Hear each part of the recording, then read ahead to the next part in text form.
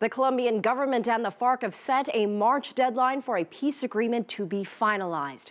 Once that happens, President Juan Manuel Santos wants to hold a general vote in which the public can agree or refuse the terms of the peace deal. It's called a plebiscite, but the FARC has rejected the idea of a public vote.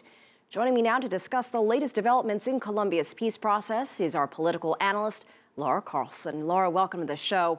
Can you give us more insight into plebiscites or public votes, and why would the FARC reject it? Well, a plebiscite, as you mentioned, is taking this to the people, to all eligible voters. And in fact, some kind of a vote to confirm the peace agreement, once it's negotiated, was always a part of the agreement. So what this would do is open up a vote. There has to be a 13% quorum of eligible voters to make it valid, and it's a simple majority. It's estimated that it would be about 4.4 million Colombians that would need to vote in favor. And by most reckonings, this would probably pass without a problem because there's wide support for the peace negotiations.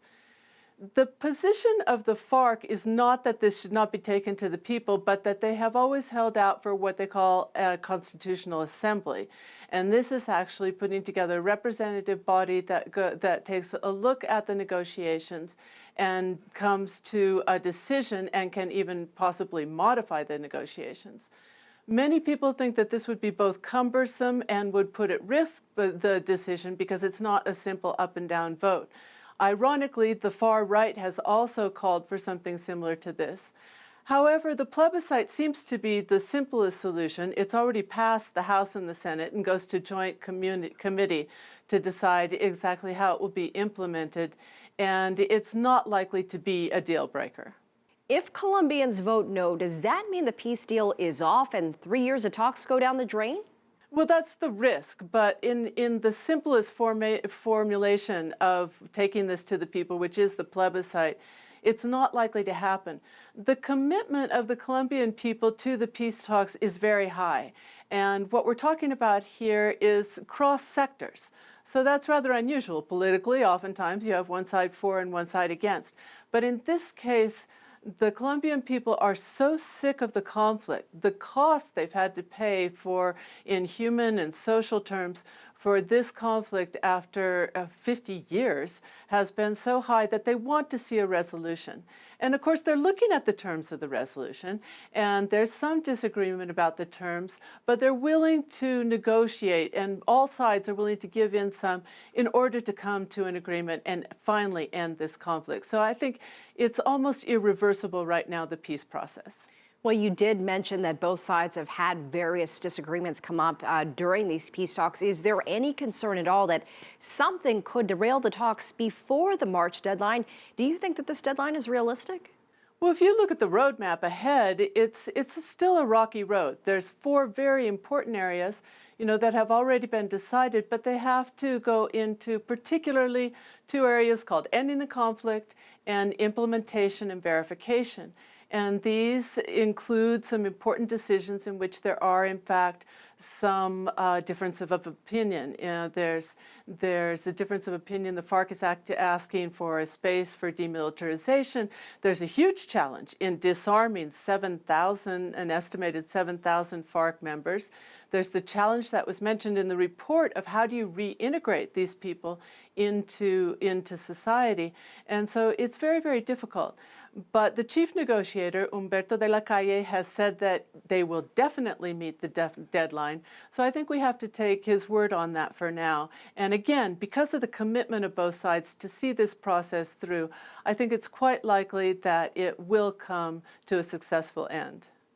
We saw in Toby's report some FARC members are looking to the future. They want to be part of Colombia's political process. Do you think there is a real way forward for them, that something that society would accept? Well, there has to be, Elaine. I mean, these people, many of them young, have to be reintegrated into society. And they've accepted the fact that they're now part of these negotiations, which means that they've accepted the fact that they will become a political force rather than an armed force. Now, this requires huge changes.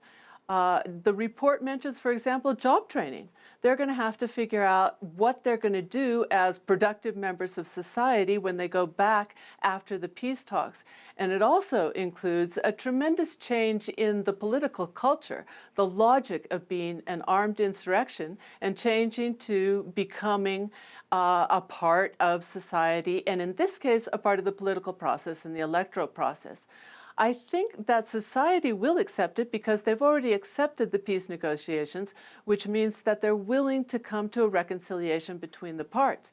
Now, the big question, especially for the FARC, is whether they'll be able to generate sympathy coming back, because after the years of violence, there's a lot of animosity toward the FARC. And to become a political force, they're going to have to rebuild their image. They're going to have to rebuild their program in a way that regains the confidence of people if they want to make it in electoral competition.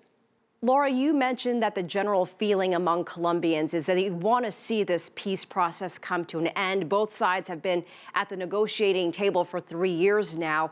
Do you think that there is eagerness for it at the end, or do you think people are a little more cautious still? I think that there's a lot of optimism, Elaine, and I think that there's a lot of eagerness to finally see this over. Everyone knows that the implementation process is going to be a whole new challenge and that it's not going to be easy. And as I said before, there's disagreements not only in the two areas that have to be negotiated, but there's a lot of details still left in some of the major areas that have already been negotiated, including land reform and political participation, because we have to remember that this peace agreement is much broader than an end to conflict and contains a real transformation of many aspects of Colombian society. But so far, the only real organized resistance to the peace negotiations themselves has come from former President Uribe. And his position has always been to reject any type of negotiation with the FARC. I think what we see now is that that position has clearly lost. And part of that is also because he no longer obviously has the power of the presidency. And with corruption scandals, he's become more and more isolated, and that position has become more and more a minority position. So I think the whole society is ready to move forward on this. Will a signed peace deal really bring reconciliation and healing for the victims and victims' families? There is a truth and a commission within this peace process that will begin to look at the punishment for some of the perpetrators of the worst war crimes on both sides, not just the guerrilla, but also the paramilitaries and government forces here. And this is unusual in a peace agreement if we look at others in the region, and this always brings some measure of relief to victims. There's also some reparations clauses. But the biggest question is the last question that you asked, whether this will work, and that is that the question is not even so much as whether the victims will find peace, but whether the peace process itself will hold. And that has everything to do with the implementation. So going back to your question, I think that everyone in Colombia now realizes that when this whole process of 3 years of negotiations ends, it's really just a point of departure and not a point of arrival. All right, our political analyst, Laura Carlsen, thank you so much for joining us for America's Now.